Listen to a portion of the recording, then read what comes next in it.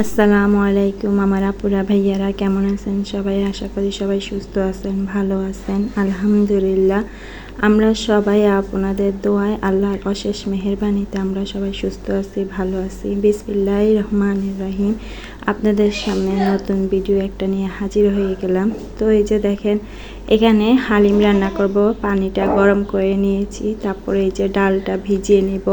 হালিমের ডালটা ভিজিয়ে নেব। আমার মেয়ে চলে যাবে, আমার মেয়ে বলছে হালিম খাওয়ার জন্য, তো মেয়ের আবদার তো পূর্ণ করা লাগবে। তো এই যে গরম পানি দিয়ে হালিমের ডালটা ভিজিয়ে নেব। তো প্রতিদিনের মতন আপনাদের কাছে একটা কথাই বলি, আমার ভিডিওটা যদি ভালো লাগে একটা লাইক কমেন্ট শেয়ার করে দিবেন। আর আমার যারা নতুন বন্ধু তারা ভিডিওটা দেখা শুরু করে দিয়েছেন, তারা অবশ্যই একটা সাবস্ক্রাইবার করে দিবেন। যাই হোক, এখান দিয়ে আমি গরম পানি দিয়ে দিছি ডালের মধ্যে। তো এখানে একটু ভিজলে তারপরে রান্না করে নেব। তো আমি মুরগার মাংসটা এখন রান্না করে নেব। গরম পানিটা পরিমাণ মতন দিয়ে দিছি। এই যে, তো এখন এই যে মুরগার মাংসটা রান্না করে নিব। এখান দিয়ে বটবুড়ি আর মুরগার মাংস, তারপর পেঁয়াজ, টমেটো, কাঁচামরিচ, ধনিয়া পাতা এগুলো কেটে নিছি। হালিমের জন্য মুরগার মাংসটা পরিষ্কার করে সুন্দরভাবে কেটে নিছি। এই যে ছোট ছোট পিস করে নিছি। হালিমের মাংস সবসময় ছোট করাটাই ভালো। আমার আপুরা তো অনেক সুন্দরভাবে রান্না করে, আমি এত সুন্দরভাবে রান্না করতেও পারি না, কথা বলতেও পারি না। যাই হোক, আমার কথাতে যদি কোনো ভুল হয়ে থাকে আমাকে ক্ষমা দৃষ্টিতে দেখবেন। এখানে সরিষার তেল দিয়ে আমি রান্না করে নেব। সরিষার তেলটা গরম হয়ে গেছে, এক এক করে পেঁয়াজ দিয়ে দিছি, তারপরে রসুন দিয়ে দিব, পরিমাণ মতন লবণ দিয়ে দিব, হলুদের গুঁড়া দিয়ে দিব পরিমাণের মতন, তারপরে মরিচের গুঁড়া দিয়ে দিব। যাই হোক, রান্না করি আপনাদের সাথে কিছু কথা শেয়ার করি। আমার অনেক আপুরাই বলতেছে ওয়াচ টাইম কেটে নিচ্ছে, শুধু আপুদের না সবারই কেটে নিচ্ছে। আমার তো ধরতে গেলে ওয়াচ টাইম অল্প, অনেক অল্প। যাই হোক, আমি যাদের সাথে আমার বন্ধু আছে আমি তাদেরকে একটু সময় দিই বা তাদের ভিডিও দেখি। তারা যদি আমার ভিডিও না থাকে তাহলে তো আর কিছু করার নাই। আমি আল্লাহকে বিশ্বাস করি। দেখেন, আমার ভিডিওর নিচে অনেক মানুষ আমাকে লেখছে বন্ধু হতে চাই, ওনারা আমার ভিডিওর নিচে নাম্বার দেয়, তারপরে বন্ধু হতে চাই, বন্ধু ব্যাক প্লিজ এগুলো লেখে। তারপরও আমি ওনাদের ভিডিও দেখে তারপরে সাবস্ক্রাইবার করে দিয়ে আসি। আল্লাহ তো আমার সহায় আছে, যদি ওনারা আমার ক্ষতি চায় তো আল্লাহ তো দেখবে।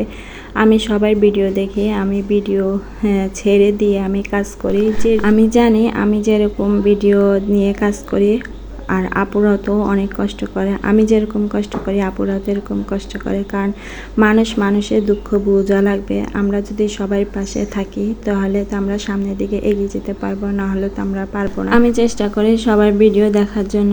এখন আপুরা কি আমার ভিডিও দেখে কিনা আমি জানি না, আমি আল্লাহকে বিশ্বাস করি, আমি সবাইকে বিশ্বাস করি। যাই হোক, অনেক কথাই বলে ফেলছি। এখানে ডালটা সিদ্ধ হয়ে গেছে, এখন মুরগার মাংসগুলো দিয়ে দিব।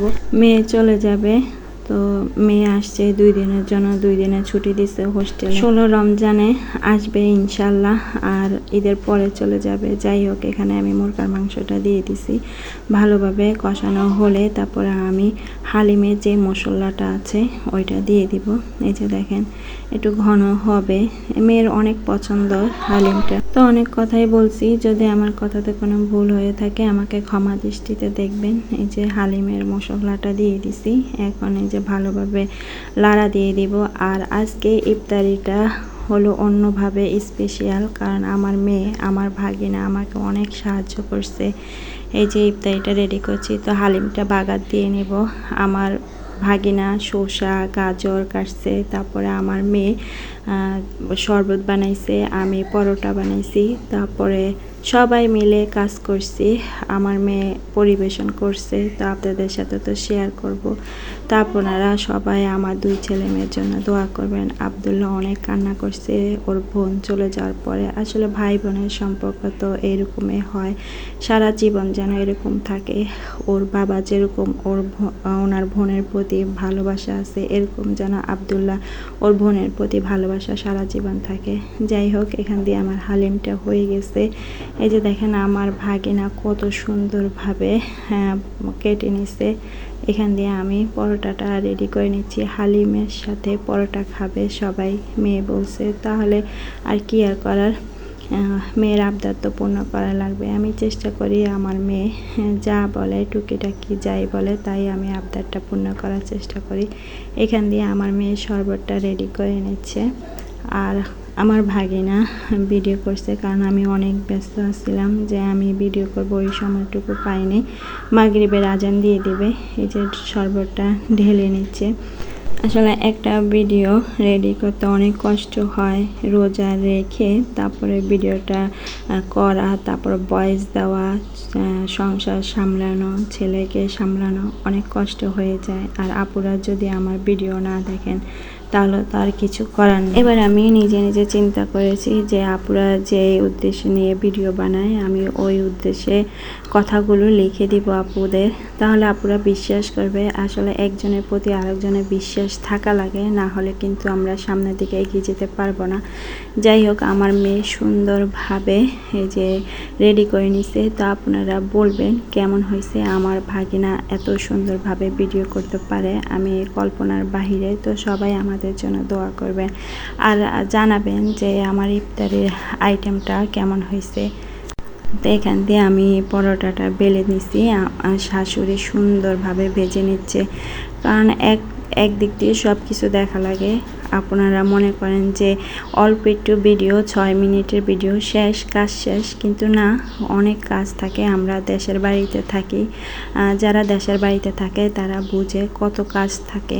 এখান দিয়ে আমার শাশুড়ি সুন্দরভাবে পরোটাটা ভেজে নিচ্ছে। যাই হোক, তো সবাই ভালো থাকবেন, সুস্থ থাকবেন, সামাজিক জীবনের সাথে থাকবেন, আমাদের জন্য দোয়া করবেন। আল্লাহ হাফেজ, আসসালামু আলাইকুম।